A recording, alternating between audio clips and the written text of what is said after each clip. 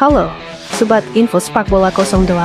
Kami akan memberikan update informasi sepak bola internasional dan nasional. Sebelumnya subscribe, like, dan share channel ini ya, agar kami bisa memberikan informasi ke Sobat Info Sepak Bola secara update.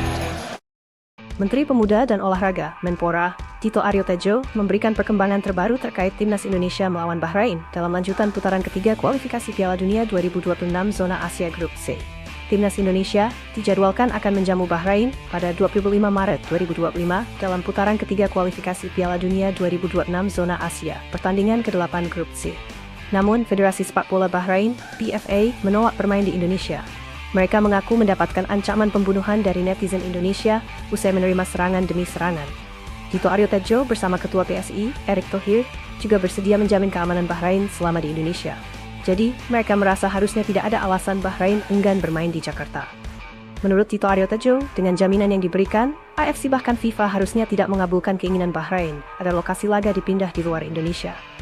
Jadi, jika Bahrain ogah bermain, Indonesia akan menang WO.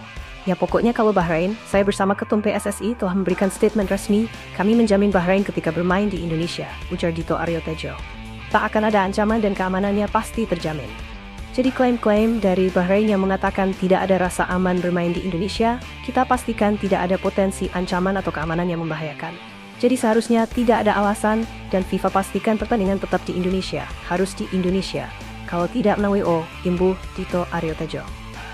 Kapten Timnas Indonesia, Asnawi Mangkualam terancam absen melawan Jepang. Pasalnya, bek berusia 25 tahun itu mengalami cedera hamstring. Asnawi menderita cedera hamstring ketika memperkuat Port FC di Liga Thailand. Mantan pemain PSM Makassar ini divonis harus beristirahat maksimal selama sebulan. Asnawi bisa melewatkan pertandingan Timnas Indonesia kontra Jepang pada 11 November 2024 di Stadion Utama Gelora Bung Karno, SCBK, Jakarta dalam lanjutan putaran 3 kualifikasi Piala Dunia 2026 Zona Asia Grup C. Manajer Timnas Indonesia, Sumarji, angkat bicara mengenai cedera Asnawi. Ia bakal memantau kondisi dari ex-Ansan Greeners dan Jeonnam Dragons di Korea Selatan ini. Asnawi masih berpeluang untuk dipanggil ke Timnas Indonesia berhadapan dengan Jepang. Asalkan jebolan Persib Bandung 21 ini dapat sembuh lebih cepat.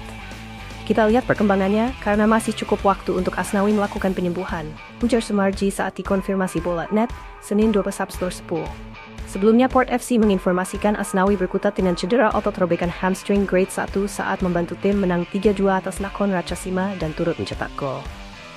Waktu pemulihan diperkirakan memakan waktu 2-4 minggu. Tergantung pada kondisi otot pemain, serta seberapa cepat ia pulih. Tulis Sport FC di Instagramnya. Sekjen PSSI, Yunus Nusi memberikan perkembangan terbaru terkait naturalisasi Kevin Dix untuk Timnas Indonesia. Ia terus berkoordinasi dengan Menteri Pemuda dan Olahraga, Dito Aryo Tejo. Kevin Dix sudah datang ke Indonesia pada awal Oktober 2024. PFC Copenhagen di Denmark ini juga telah bersalaman dengan Ketua Umum PSSI, Erick Thohir. Tadi kita komunikasi dengan Menpora, ini yang lagi kita usahakan, ujar Yunus Nusi di kantor Kementerian Pemuda dan Olahraga, Kemenpora, Jakarta, Senin 21 Oktober. Yunus Nusi menyatakan naturalisasi Kevin Dix bakal diproses oleh kabinet baru yang dilantik oleh Presiden Prabowo Subianto pada Senin 21 Oktober. Mengingat prosesnya harus lewat lintas kementerian, Yunus Nusi berharap proses naturalisasi Kevin Dix dapat kembali berjalan pada Selasa 22 September. Ia ingin pemain berdarah Maluku ini bisa cepat membela Timnas Indonesia. Kabinet baru hari ini dilantik, mudah-mudahan besok sudah dalam proses administrasi, dan kita berdoa saja mudah-mudahan bisa kita sebut secepatnya, bisa mengejar target yang diharapkan, tutur Yunus Nusi.